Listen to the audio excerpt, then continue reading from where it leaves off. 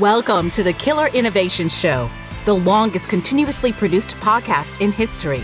Each week, Phil McKinney brings you the insights and strategies to amplify your creativity and innovation skills. Here's your host, Phil McKinney. Welcome, innovation enthusiasts, to another episode of Killer Innovations. Today, we delve deep into a fascinating journey of transformation, the story of Calix. Once a hardware-centric company, Calix has successfully reinvented itself as a dynamic force in the realm of cloud and software-centric solutions. This paradigm shift was not a walk in the park. It was a product of 10 years of relentless dedication and a whopping $1 billion investment, and a key focus on enhancing the customer experience. In this episode, I had the privilege of hosting Ken Gralick, Senior Vice President of Sales at Calix, in the mobile studio during the recent SCTE Cable Tech Expo show. Ken shared eye-opening insights into Calix's continuous commitment to innovation and customer service optimization. We'll explore their Service Cloud and Ops Cloud solutions, game changers reshaping customer service with the power of data insights. We'll also discuss the Adrenaline Project, a testament to remote collaboration's power and its impact on hardware capabilities. And further, we'll delve into Calix's unique innovation strategy. Their approach is not limited to a specific customer or product, but revolves around a broader market need. An epitome of this strategy is their cutting-edge product, SmartTown, a mission aimed at bridging the glaring digital divide in U.S. rural and tribal areas. This episode is a must-listen for anyone interested in the intersection of innovation, transformation, and ethics in our rapidly evolving technological landscape. Join us as we unlock the secrets behind Calix's evolution. But before we jump into this week's episode, follow, like, and share. Share us, like us, and follow on your favorite social media platforms. We're on all of them. And this is a great way to help us reach more people and spread the word about the podcast. If you're not receiving our free weekly newsletter, visit philmckinney.com, click on membership to sign up. Now, let's dive in to this week's episode.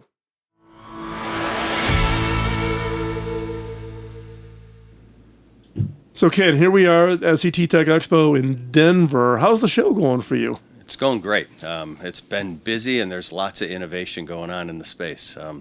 We're definitely having a great time. So you guys have a booth here? Yeah, we do. We've Okay. got a nice booth and it's been packed shoulder to shoulder the whole time, which is awesome. I was talking to some people yesterday, some of the speakers, they were Cable Labs employees, and they were all excited because those sessions are jammed. In fact, I heard a rumor that the fire marshal was checking the rooms out because we were packed and standing room only, and the fire marshal was worried about room occupancies. So it's crazy. This show is just high energy. There's lots of energy out there. So talk a little about Calix. A lot of people, maybe my listeners, don't know who you are and what you guys do. Yep.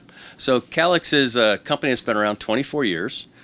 We are a company that has made a transformation. We historically were a broadband hardware provider, but over the last decade, we've invested about $1 billion and we've transformed our business from hardware to cloud and software. And with that, we're really focusing on helping our customers operate their networks more efficiently, use automation, and now we're starting to do more managed services on top of that. So bringing along the idea of broadband is important. You got to have the best technology, but what you do with it and how you monetize it and what customer experience you enable is something we're really focused on. So what would be the most common use case of how, let's call it a cable operator, would use your services? So we work with a lot of cable operators. Right now, basically what we've done is we've innovated with Cable Labs and we've created something we call DPX, which allows your cable operators to provision our PON system through your DOCSIS. So it makes our PON look like a cable modem. So we're able to work with your operators, enable the provisioning and the operations through DOCSIS using the standard back office interfaces, and from that deploy an OLT and an ONT into your architecture, run it, operate it, and then put on top of there our cloud services that have 3 analytic engines to help you run your network better, service your customers better, and engage your customers better. And then on top of that, we've got a series of managed services that we deploy to help the customers increase their ARPU. So we both help them increase the ARPU with the managed services, and then decrease the operating expense through the automation in the clouds. Oh, okay. Yeah, the challenge. Everything's going to software. Everything's right? going aside. The software's eating the world, right? Yeah. Who was it? Mark Andreessen Yep, said that yep. or whatever. Mark was on the board at HP when I was CTO. So, yeah, I used to hear that one all the You time. heard it, hit it more than once, yeah. Yeah, and HP's a very hardware-centric company. So Still. both of them, HP Inc. and HP Yep. Enterprise. Yeah, but software, particularly in the network, right? The work on software-defined networks has been going on for a decade. Yeah. Right. Yeah. And there's been AT&T did some early experiments in it, but then didn't really finish all that out. They kind of paused it to wait. Did a reset again, right? Yeah, well, all the big guys, big eyes, and they don't quite have the wallet they thought that they need to really make it real. Do you think, in the case of the networks, that software's ready for that? Do you think you could do something like those kinds of things at really big scale? Yeah, so it depends on where you're talking, right? Right. So what we do with our cloud is we're focused on the customer's experience. We aren't orchestrating the entirety of a large network. We're really focused on enabling the customer experience, which is from the central office where the OLT is, as well as the layer 2 and layer 3 routing, anything subscriber aware in the central office through the access network to the home, to the gateways, and then managing the applications in the home. So that's where we focus. And in that area, like I said, we started this journey in 2011, and we've invested over $1 billion in this foundation, in the platform, to create it. And it really, I'd say the platform really kind of had an inflection point in 2001, where it all kind of came together. 2021, where it all kind of came together and started bringing a lot more value to our customers. So it was a 10-year investment from 2011 to 2021 that it took us to get to that point. But now the clouds and the analytic engines that are in the clouds are generating good insights. They're helping our customers resolve customer problems quicker, reduce truck rolls, things like that. We're able to get a lot more insight out of the network and what the customers are doing, so that we can then engage the customers properly.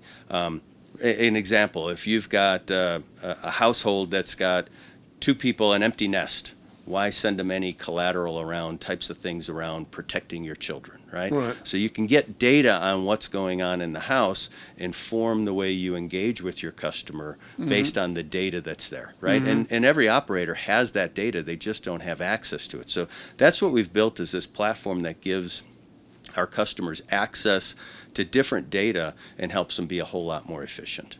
So I think in that segment, yes, the whole concept of orchestration and orchestrating a nationwide or global network with all its elements, I haven't seen that come to fruition yet. Right. Yeah, I think it's still a work in progress. Yeah. Still, the dream of the future, right, if it all comes together. And the whole purpose of software is the fact that you can reply and respond much quicker than you can. Absolutely. Jetting, at HP, we did 40 million laptops a year. It's not like you're going to stop mid-production and change something and then have to retool the entire factory line, versus you can do something like software. Yeah. What does this do for the skill sets? Because if you look at, your own organization, you guys went through 10 years of transformation, coming from a hardware company to being software focused. That's a whole different kind of skill set you have to have. And then, but also to take advantage of it, the skill sets at the operators is changing. So we inside of Calix, I'll start there and then I'll talk about the operators, because that's really what matters. But inside of Calix, we've gone through a lot of transformation over that time. Carl Russo, I believe he was our CEO for a long time, and he brought in our current CEO, Michael Weaning, who came in I think 2016 or 2017. He came from Salesforce. Oh, okay. So we brought Michael in as the president of sales, helped started transforming the way we engage our customers, and then he became the president of the whole business, and now he's the CEO of Calix. And basically, he's helped us go from that based on his experience at Salesforce, brought a lot of Salesforce people in, and really helped us transform what we do and move away from that hardware company. And it's been, it's not a one and done thing, right? Over the 7 years, every year we have to change something, we have to tweak something, because you learn and you adapt and you change and you keep changing. And so it's a constant thing, and we're on that path, but we're well down the path of bringing value.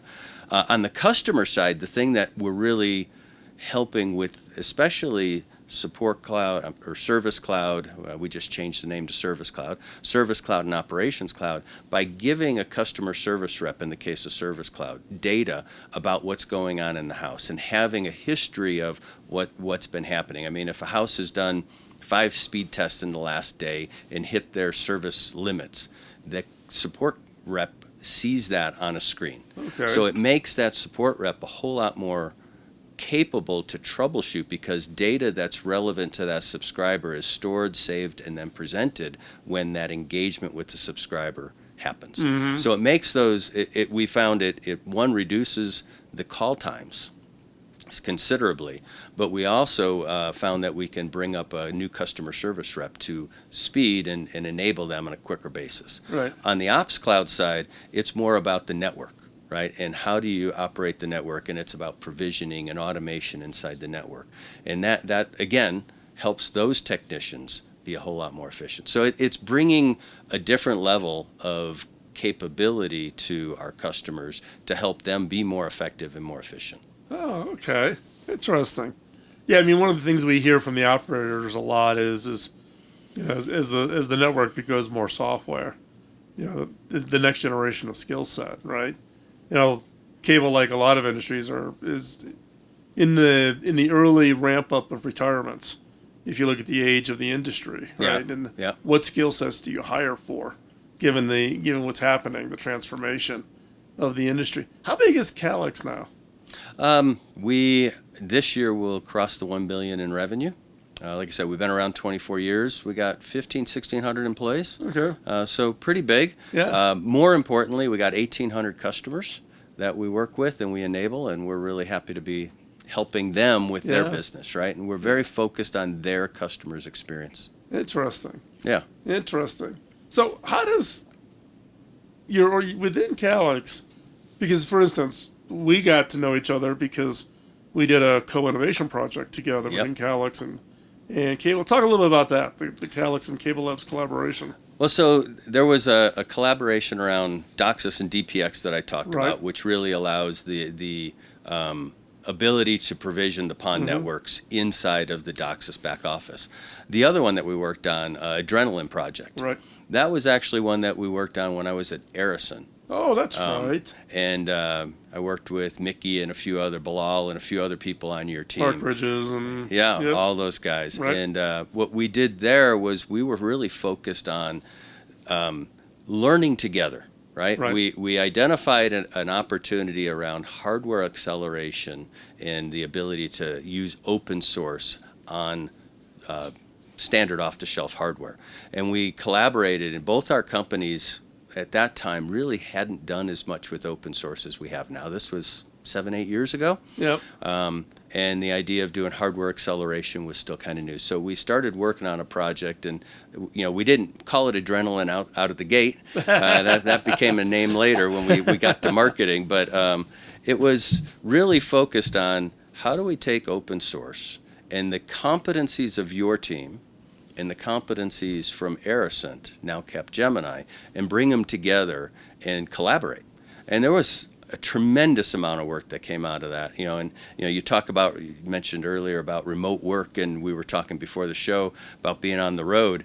Back when we started this, and like I said, it was about 7 years ago, we had people in India wanting to collaborate with you guys in your labs, but they weren't actually in the labs. So we had to go through and figure out some of the remote technologies. How do you enable that true collaboration across not only outside the office, but across continents? And it was a very interesting first step in the experiment. And then over time, we really got into building the Adrenaline project out, which still today is an open source project, really accelerating the hardware capabilities. Yeah, it was again, like you said, it was an early attempt at hardware acceleration in the open source space on industry standards. Now a lot of people are playing with it, but for us, when we do those kinds of co-innovation projects, it is about the learning. Yeah. For the partner, it may be an important new product or whatever, but for us as Cable Labs, our mission every day is to invent the future. We build no products and we sell no services. Yep. Kind of a unique role in the industry. But co-innovation, we find that as be one of the more exciting opportunities because we work with partners who are closer to the customers and what the customer's needs are. We will readily admit that we're in the lab, and therefore have a little bit of distance from where the rubber meets the road. So let's go back on Calix. What's your philosophy on innovation? When you think about the stuff that you're going to work that's maybe further out than even customers are asking for, how does that fit within the model? No, I'd love to chat about that, but I'd like to just go back real quick on the Adrenaline project. Right. I think there's another key part there that you talked about where the learning together. Right. Because at the time we were Aricent, it was acquired a couple times, and as we went through the acquisitions, it was challenging.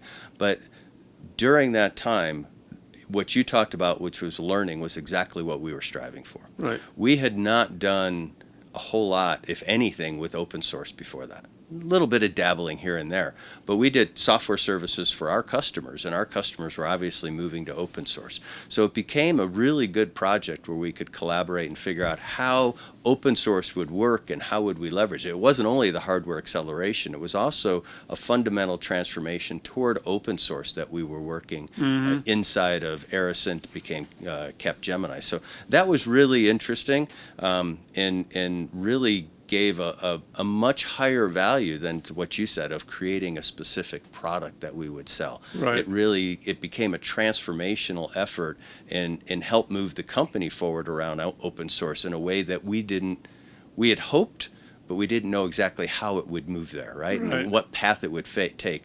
Anytime you're innovating, you have to be a little patient. You have to understand things are going to move left and right. Some things are going to go fast. A lot of other things are going to go slower than you were hoping. And that patience through that experiment, if you will, to enable and allow the learnings to happen is always an entertaining and challenging time. Well, entertaining for some people. For leaders, those are the ones who probably have the least amount of patience. And as I say, as you get higher in the organization, the less the patience. Yeah, that's true. And it can be tough inside if you're an innovator inside of an organization. Yep. Because, you predicting, I'm going to invent 3:00 on Friday. No. You can't block off 3 to 4 to do an invention. Magically, I'm going to have this, brilliant new product idea. And leaders have a hard time, particularly if you're public and Wall Street pressures on the quarterly numbers. They can really be, and I can tell you from my experience at HP, having both be the CTO and run the innovation program office, you have to be a little schizophrenic. I bet. Between those two. So let's go back to on Calix on what is the culture philosophy around innovation within Calix when you're thinking about things beyond what the customers are asking for? Yep. So it's a great question. We innovate around the market needs. We have 1,800 different customers, and what we do is we talk to our customers. We have leadership advisory boards that are around the leadership, the general management of the company, CFO boards, marketing, operations, engineering, and these boards they have 20 to 30 customers on each one of them. And through those boards, we get great customer inputs, right, and feedback and collaboration and insights to what they need. And what we do is we specifically will then innovate around what we have been able to decipher is the needs of the broader market. Mm-hmm. We stay away from innovating for a specific customer, right? Which can prove to be good for some companies, but at Calix, we actually reject that as the right way of innovating, and we try to do a whole lot more. So that's where we really get our ideas from our customers.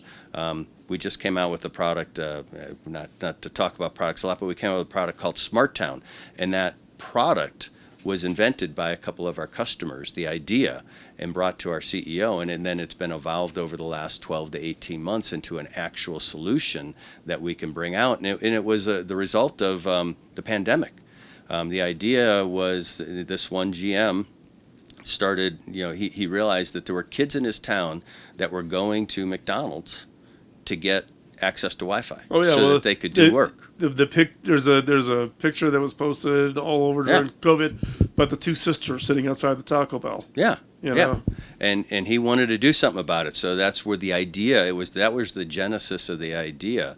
A gentleman named Brad Moline, and he brought it forward, and now we've created this concept that is going to allow us to work with our customers and work with schools to allow students access via Wi-Fi hotspots wherever they are. So whether it's at home, so places. the operator opening up their Wi-Fi, Yeah. because you can back authenticate them as students. Authenticate them as students, have their own SSID, a separate network access Separate point, VPN, and all separate that. VPN and Protection, privacy, all the privacy requirements protection for youth and all that. Yep. Interesting. So that's a way we got to that point, and we brought in a bunch of other customers, and we innovated over the last 18 months to get to the point where we had that was a solution. And it's a pretty incredible way to do it. Yeah, it is, and it's also one of what I would call one of those innovation projects that becomes a mission. It definitely right? has. Because, this is the conversation. We actually had we've had teams at Cable House focus on the digital divide, and that's the example I always use. I don't want to see another picture of two sisters leaning against the wall next to a Taco Bell, stealing Wi-Fi to try to get their homework done, right? Because they don't have it at their house, right? It's just that's not right. It's something that make you get up in the morning, have a little bit of passion about, and see where you're doing something good. Yeah, and something for really the broader important. good of society versus improve some efficiency inside of a company, which are all things that are important. But we are all humans. We're all part of this thing called a society, and we all want to leave it better than we found it. Yep. And the COVID just put the spotlight on some of these challenges. And look, Michael Powell and I talked this morning on the main stage about, the whole rural broadband piece. And Michael and I are both extremely passionate about how do you solve the 18% of homes that do not have broadband. Yep. In the most rural parts of our country, and just saying, okay, they're rural, so therefore they doesn't fly. We're fortunate in the fact that our industry has invested billions and billions and billions of dollars over the years to try to close in on those things. But it used to be a lot more than 18%, right? Yeah, it was in the high 20s for a long time. We've narrowed the gap, but those kinds of projects, man, I tell you, you get the employees, give them a mission, and it's amazing. Yeah, no, our customers are so passionate about this, and it's wonderful. And I go home and I tell my wife and my kids about the passion our customers have to solve the problem and bring broadband everywhere. Yeah. And it's you talk about rural America. It's also tribal or nation America, right? Yep. And, And it's so many challenges in so many places. We've still got to bring broadband, which is maybe not quite a utility, but it's definitely moving in that direction where you can't be functional as a community without it. Well, I've learned this term from Ron Duncan, who's the CEO at GCI in Alaska. Yeah. Edward Rogers from Rogers Communications, who's the chairman of my board. There's broadband, there's rural broadband, and then there's frontier broadband. Frontier, not the company. Yep. But you get up into the oil fields. Yep. And it's a whole, GCI just finished out their oceanic fiber out to the very far tip of the Aleutians. And you go up there and you see what it took or what it takes to serve those customers and to make those. you're not doing it for economic benefit. No. You're doing it because it's the right thing. It's the right thing. It's for the community. Right. Otherwise, those communities will be gone. And we all live in these communities, Yes, right? exactly It's not right. about some far off thing. It is, we're part of the community. How do we make life better? Yep. Because it's also, I guess particularly now, I've got 5 grandkids, so I drive my daughters crazy because I'm like all focused on the grandkid, like no smartphone, no social media. I don't care how, they don't, nope, because what our kids, and what, in my case, my grandkids, are facing, what the next generation is going into, Yeah. it's scary. Yeah. It is. We need to protect them. Right. We definitely need to protect them and make sure that they're not only protected for things they see on the internet, but the engagements they have, right? Mm-hmm. There's bullying all the time. There's threats all the time. There's all kinds of things where people tell other people, you should go do something to yourself, right? And we have to protect the kids.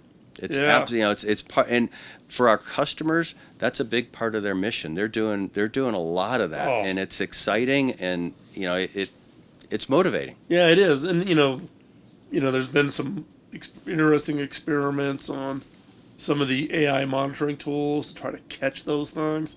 Try to put in human buffers into it.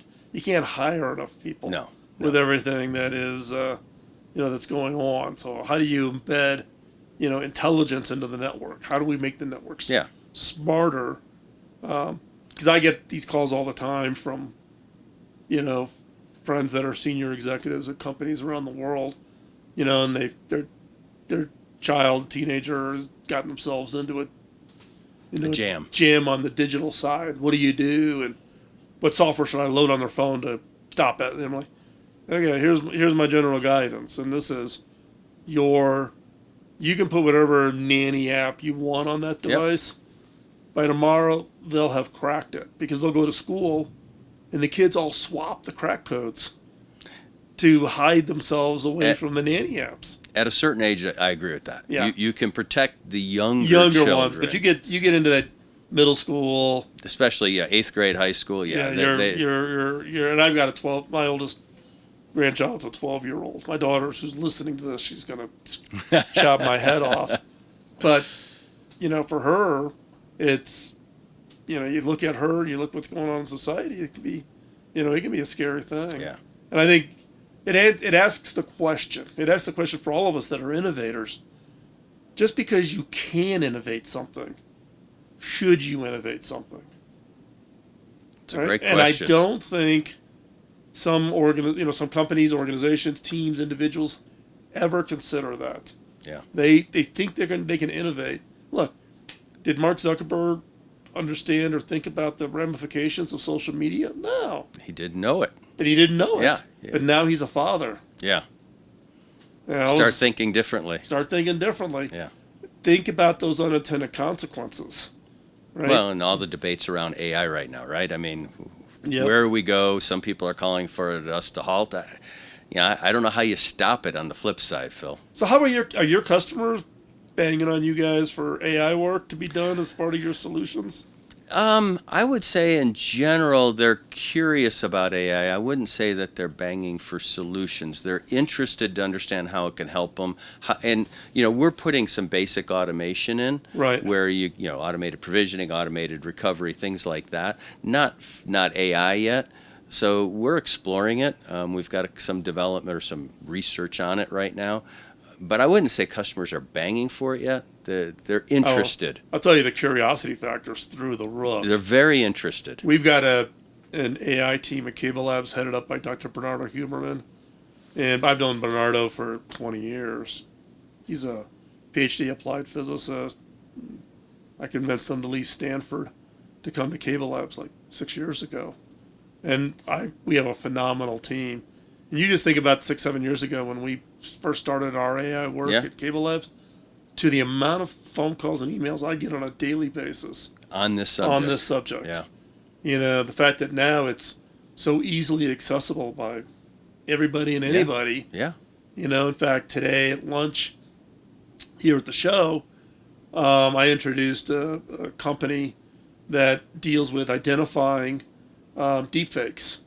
Deepfakes on the video, deepfakes on text. So can you go through an article or a book and determine whether or not it's AI generated or not? Interesting.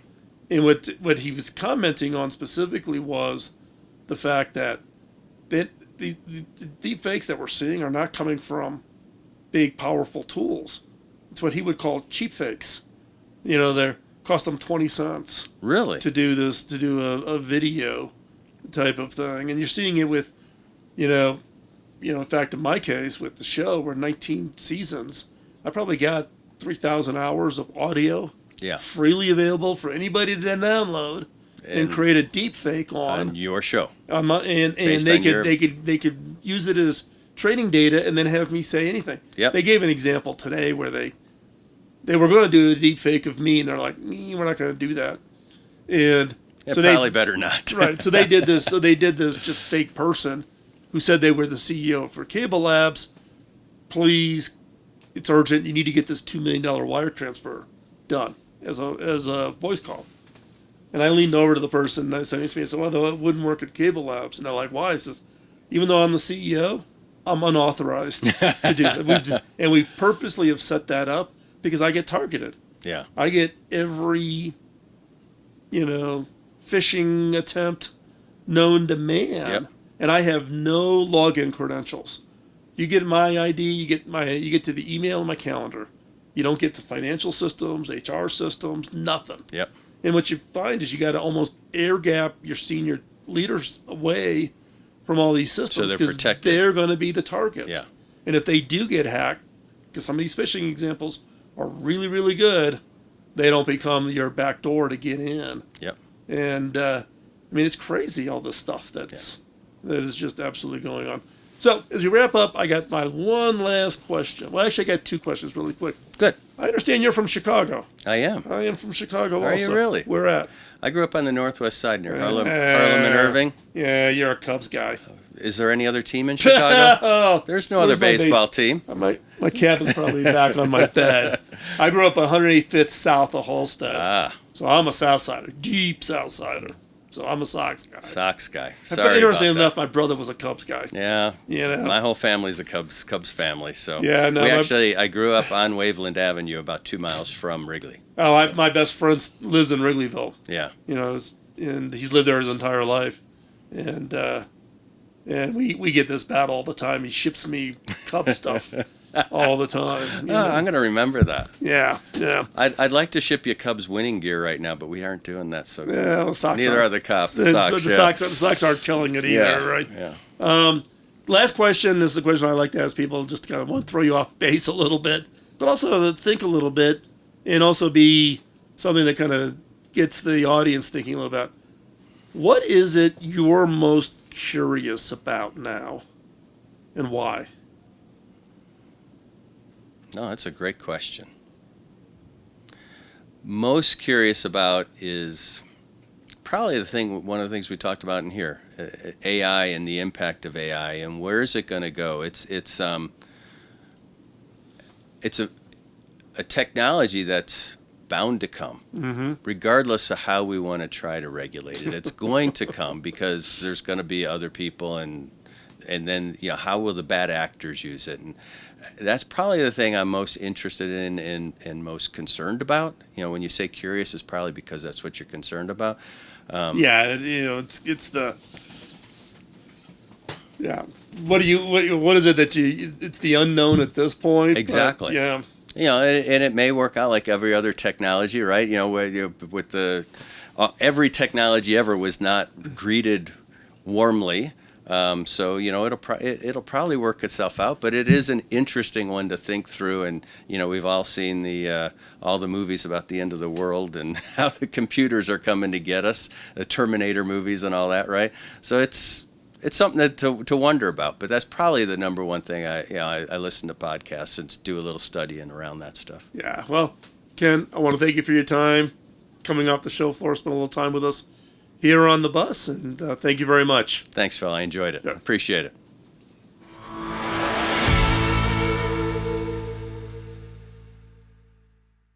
And that's a wrap on this week's episode of Killer Innovations. I'm so glad you decided to join me on this expedition.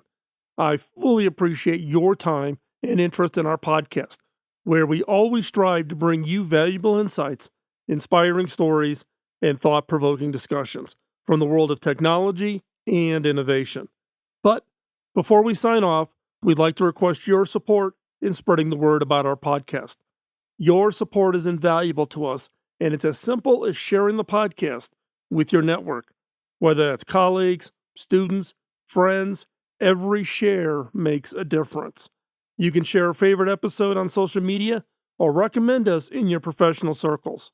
Every share, like, and comment helps us grow our community and reach more innovation enthusiasts just like you. Remember, innovation is not a solitary pursuit. It is a team sport. It thrives in collaborative environments, which is what we're trying to build here, a community of passionate individuals who believe in the transformative power of innovation. If you've enjoyed today's episode and find our content helpful, please consider us leaving a review on your favorite podcast platform. Your feedback not only helps us improve our content, but it also helps other listeners discover it. And don't forget to sign up for the weekly newsletter if you haven't already. By doing this, you'll receive a regular dose of innovation-related insights, recommendations, and exclusive content right to your inbox. Visit philmckinney.com and click on membership. And again, thank you for taking the time to listen to Killer Innovations. We are incredibly grateful for your support, and we can't wait to bring you more exciting content in the next episode. Until then, keep innovating, and remember, at the end of the day, it's all about sharing, learning, and growing together. Stay tuned and let that innovative spirit change the world. Bye-bye.